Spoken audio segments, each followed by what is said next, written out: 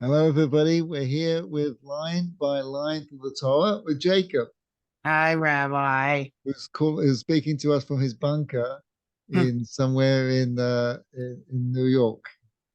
Yeah, this is my bunker filled with old computers, like this one. This is the Tandy 600. Wow. Yeah, Is this your latest thing? yeah, You I just just got it today. it Let me, works. yeah, there Oh we my go. goodness. It's great. Does it do email? Um, I mean, it's got a modem jack, so if you tried really, really hard, then maybe, but I don't think so. But yeah, so uh yeah, that's my bunker special for today. Okay, cool. To the Okay, floor with you. we're on another front. We are at to chapter 38, verse 1 Uh, in the Sefer Bereshit in the book of Genesis. Chapter 38. One. So just to recount where we're up to, the brothers had just sold Joseph into slavery. The brothers had just sold their brother Joseph into slavery. I hate when that happens. Nah, that's why I don't have siblings, Rabbi. Yeah, see, that's a good. You have an advantage. You can't be sold into slavery. There you go. Yeah, Look see? on the bright side.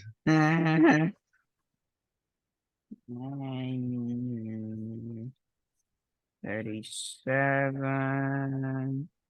38 verse 1. All right. Here we go. Okay, so around this time, so right after this, Judah leaves his brothers, and we'll get into that in a second. Let's just read the text. You want to read 38 1? Sure.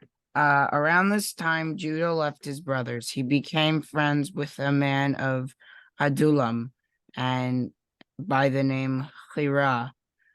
There, Judah met the daughter of a merchant named Shua. He married her and came to her. She became pregnant and had a son and he named the child Er. She became pregnant again and had another son. She named him Onan. She gave birth once again to a son and named him Shelah. Judah was in Chezib when she gave birth to this child. Keep going, keep going. Judah took a wife for Er, his firstborn, and her name was Tamar. Judah's firstborn Er was evil in God's eyes, and God made him die. Judah said to Onan, Marry your brother's wife. marry your brother's wife, and thus fulfill your duty of a brother-in-law to her. You will then raise children to keep your brother's name alive. Onan, however, realized that the children would not carry his name. Therefore, whenever he came to his brother's wife, he let the seed go to waste in the ground so as to not have children in his brother's name. What he did was evil in God's eyes. He also made him die. Okay. Um, So yeah, Yehuda leaves his brothers. Why does he leave his brothers? Because the Midrash explains that when they came back to Jacob, they sold Joseph into slavery, right? So now what are they going to tell dad?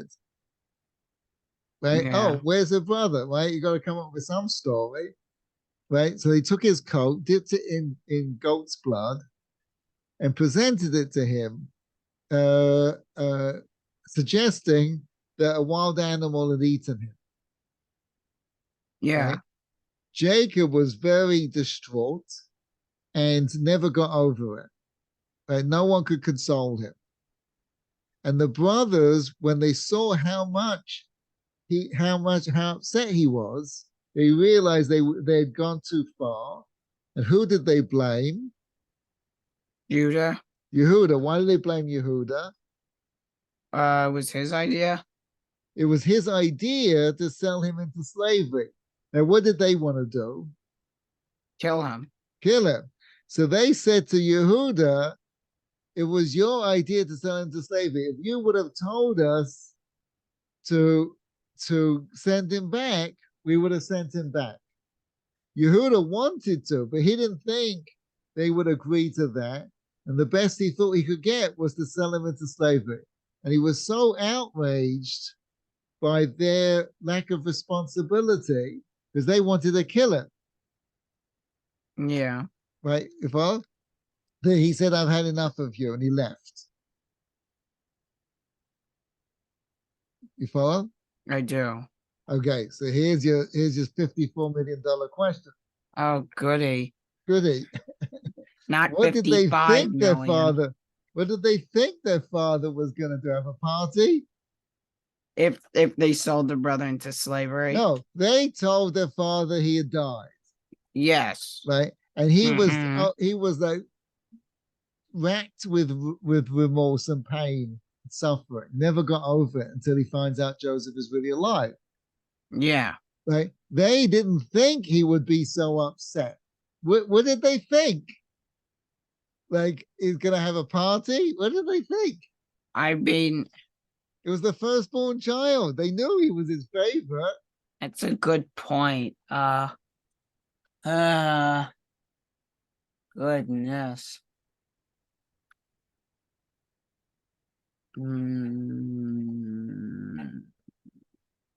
What did they think? Maybe they thought that if they sold him, no, if maybe they thought, I'm not sure. I don't know. Okay, so you see what the Talmud says, teach your mouth to say, I don't know. Yeah, it's true. So what they thought was that the Joseph, see, all along they had thought that Joseph was the Esau of their family. Yeah. Each family had a black sheep. Abraham had Ishmael. Isaac had Esau. Who do they have? Joseph. So they thought that Esau was the Joseph was the Esau of their family. Right? Now, given that, if Esau had dropped dead, right, would Isaac be upset? Yeah. But really upset? Maybe not. Maybe not, because Isaac knew who Esau was. He had no people think that like he was pulled the water over his eyes. He clearly didn't. He understood who Esau was. And if Esau died, okay, he's gonna feel bad 100%. Right? But nevertheless, he's not gonna feel bad like if God forbid Jacob had died. If Ishmael had died, would Avram be upset? Probably, but not like if Isaac had died. Yeah. So they thought that their father understood who Joseph was. He was a troublemaker. You understand? Yeah. When he didn't get over, they realized they must have misjudged the situation a little bit. A little. A little. A little. Just a little. Not too much. Not too much. Right? So now the Talmud, the Midrash says like this. You see, in Jewish thinking, in Jewish philosophy, everything that happens to you happens for a reason. As Rav Noach Weinberg Tzal used to say, if 10 people are waiting online for a bus and the bus is late half an hour, then for each person waiting online, there's a different reason. God runs a very tight ship. Whatever happens to you because you need it to happen to you. Right? You follow? Yes. In other words, if you're in school and a sinkhole opens up in the playground, right? I hate when that happens. Yeah, me too. and everyone falls in. Thank God they're surviving and everything, but it's very right. For each one of those people, there's a different reason. It can't be that you needed it, so one person needed it, another person didn't. If you're on a bus and it's late, so for each person, there's a different reason. It can't be that you needed it and the other person didn't need it. You follow? Yes. So the Torah tells us in some degree what the two sons of Yehuda did to deserve to die. But it doesn't tell us what Yehuda did to deserve two children to die. In other words, God forbid someone's child died, then it's a message for the child. The child is a reason why that child dies. It doesn't necessarily mean they did something wrong, but nevertheless, it's something for the child that has to go through this. But it's also for the parents. They also have to have a reason why they have to go through this. So what did Yehuda do? So Rav Nachman asked me this question. What did Yehuda do to deserve having two children die? Dun, dun, dun, dun, dun, dun, dun, dun, dun. He sold his brother as a slave. Oh, very good. He sold his brothers into slaves. So why does that deserve two children to die? Well, That's an very eye good. for an eye, an eye for an eye. Where's the two children? Well, isn't it like an eye for an eye? No, it's not an eye for an eye. But that's an interesting question, an interesting point you make, because the Torah says an eye for an eye.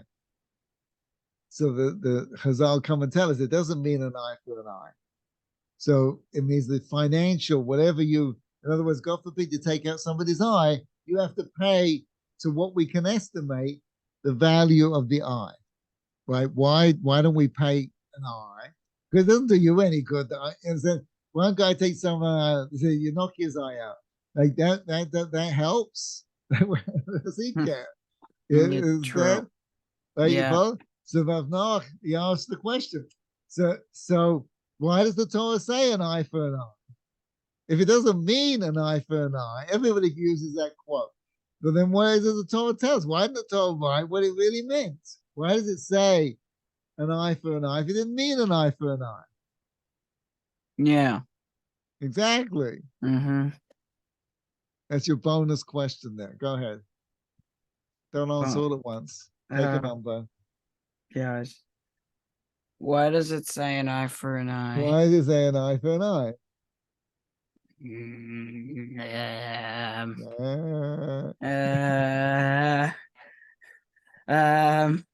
Oh no. Why does it say an eye for an eye? It's a good question, and I have an answer. Oh, good. I like to hear it. I don't know. That's a good answer. I know, right? I wasn't lying to you. Rav Nachman answered the question. He says, you know why it says an eye for an eye? Because it is an eye for an eye. If you do something terrible to somebody, you will pay with that. That's what will come back to you. The Beis Din can't do an eye for an eye. Right? A Jewish court can't extract from you the equal pain that you cause somebody else. Right? Yeah. And the great example is if, God forbid, you knock out the eye of a one-eyed man. Right? So one eye to you is not the same thing. Yeah. Right? So you see, you can't equate the value. You don't know what the person went through. We don't have the scales to equate the value. So nor are we required to make you suffer what you did to somebody else. But the Almighty will take it out of you. You cause somebody to suffer, you're going to pay that amount of suffering. Be careful how you treat people. But anyway, getting back to our friend Yehuda, our teacher Yehuda. So why does he deserve two children to die? Because he caused his father to lose two grandchildren, Who? Joseph's two children, How did he lose them? because he didn't see his son and his grandchildren for many years when he thought he was dead. That's true. So because he took away those two children for Joseph, he got two children that died. That makes sense. Okay, good.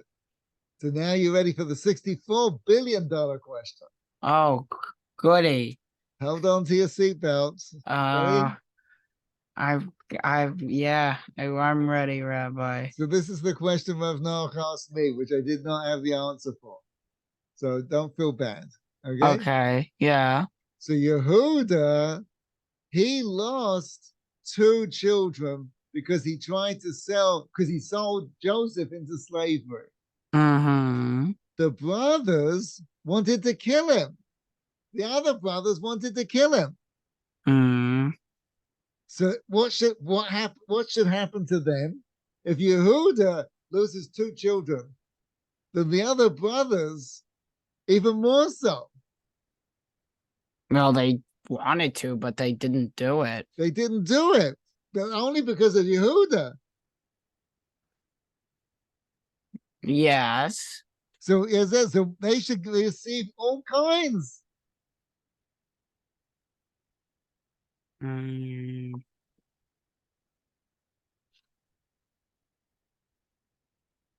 You follow? What happens to the other brothers? Mm. Um.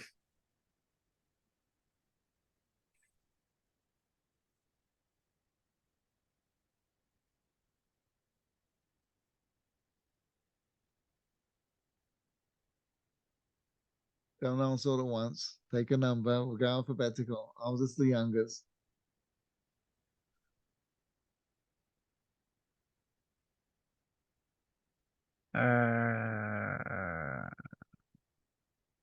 Um. Uh, oh no. Oh no, not again. Another great answer, Rabbi. I don't Another. know. I won $64 billion. So you see, what do they say? There's like the old joke about a guy sitting next to Einstein on an airplane. Right? What's the joke? So Einstein says to him, listen, I'll make a deal with you. I'll ask you a question, right? And you ask me a question, right? If I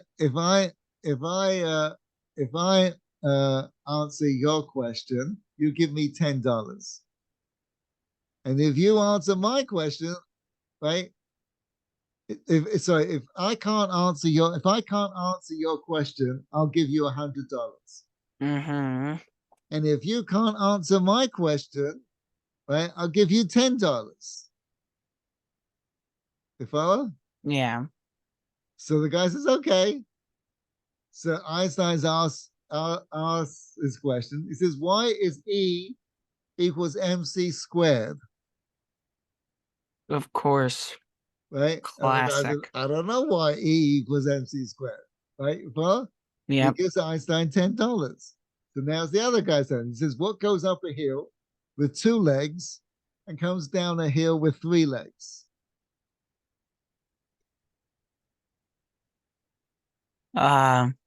You know? E equals MC squared. No. No, that doesn't make sense. I don't know. Einstein's sitting there, he's like pulling his hair out. He can't come up with an answer. Finally, he says, I don't know. He gives him $100. Mm-hmm. So Einstein says to him, so what goes up a hill with two legs and comes down with three legs? The guy says, I don't know either, and gives him back $10. The guy made $80 on the deal. Wow, that's really stupid. Okay. So anyway, Oh. getting back, right? So what happened to the brothers? Nothing happened to the brothers. They don't suffer anything. That doesn't make sense. Sure, it makes sense. No, it doesn't. How? They were gonna kill him. They were going to kill it. So you see, they thought they were doing the right thing. Mm-hmm. You follow? I do. You see, God only expects you to do what you think is the right thing. We can never do what is the right thing on an ultimate level. Because as we Yes. grow, we learn deeper and we understand more, and we understand our responsibilities more, and we're better people. Right? We don't behave in the same way we do today as we did last year. We've learned more. So all the Almighty can ask of us is to do what we think is the right thing for where we are. They thought they were doing the right thing. They really believed he was guilty. You understand? If you Yep. do what you think is the right thing, you'll be okay. Really? Yeah, that's So right. if I think killing someone is the right thing, I can kill There them. are times when you got to kill people, like you've seen the Gaza Strip lately. That's true. Right? So if you think you're doing the right, as long as you honestly is not fooling yourself or anything like that, but you're not playing games, you honestly think you're doing the right thing, you're okay. Okay. Yehuda knew he was selling an innocent man into slavery. Yeah, but it was to save his life. Fine, but nevertheless, he sold an innocent man into slavery. Yeah, well, prove that he didn't think it was the right thing to do. He did. He knew it wasn't the right thing to do, but it was the best he could think. He thought he could get away with. I guess. You follow? Yes, I do. Okay, so now here's your $100 billion question. Oh boy, Rabbi, where do you come up with all this money? Well, you haven't won yet, so I don't know if I have to worry. So anyway, ready? Oh no. Right. So here you go. Ready? Oh yay. Okay. So you see, the brothers, they don't suffer anything because they think they're doing the right thing. And Yehuda suffers because he knows he's doing the wrong thing. Yes. See, isn't it better to be ignorant?